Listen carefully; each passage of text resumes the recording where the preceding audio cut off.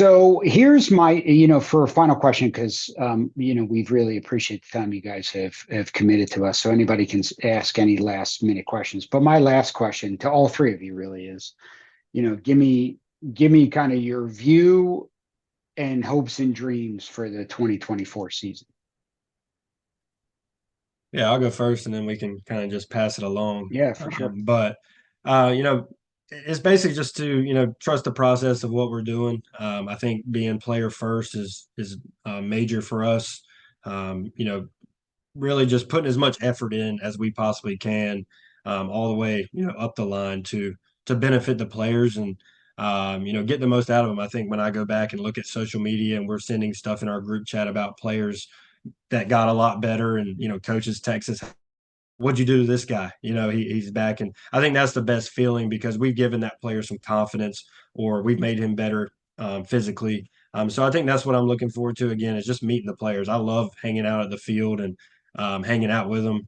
Obviously, I'm not too much older, so I really do enjoy those moments. And then again, my other goal is to win it. I think last year we were happy with what we did year one, but definitely not happy that we didn't come home with the title. And I think that we're hungry for to get back there and finish the job.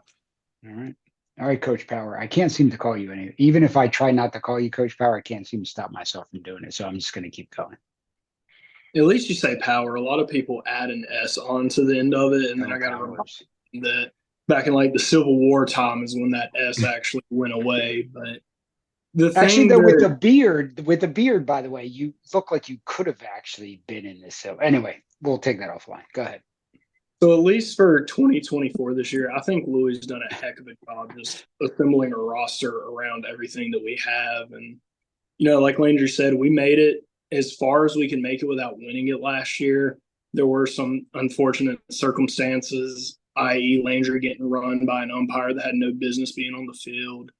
But really with it, we have a point to prove this year. And a lot of people like to say that they thought we were going to win it last year. But at the end of the day, when we were playing under 500 ball, everybody had written us off and just basically chalked it up as all the old North State leagues a little too good for the Clovers and whatnot. But, really with this year going into it, I want to beat the brakes off of kids, plain and simple. We joke about it a lot, but I really do want to make kids hate playing against us. I want to watch kids retire from other teams just because they hated how bad of an experience they had playing against us. And really, at the end of the day, it is all about winning. It cures all. And, it keeps Louis out of my ear a lot more when we're winning games. There's transition to you, though. There you go. You couldn't get better transition than that, man. Yeah, I mean that's pretty spot on. But I think the ultimate goal for us is the baseball experience for our coaches, for me personally, for our players, for our fans, for the youth that are so tied into what the Clovers do. It's just about providing that elite baseball experience in so many different ways. It's a big plate to spin. You think about creating all those different experiences and how unique they all are. But at the end of the day, that's it for me.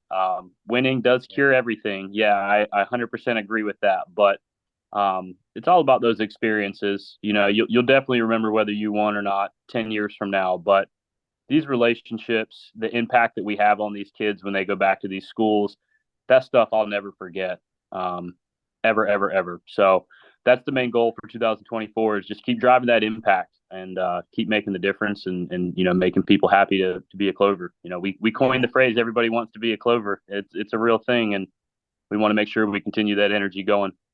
Well, I mean, listen, as we say, right? I mean, as you also coined the phrase, the Clove Show, right?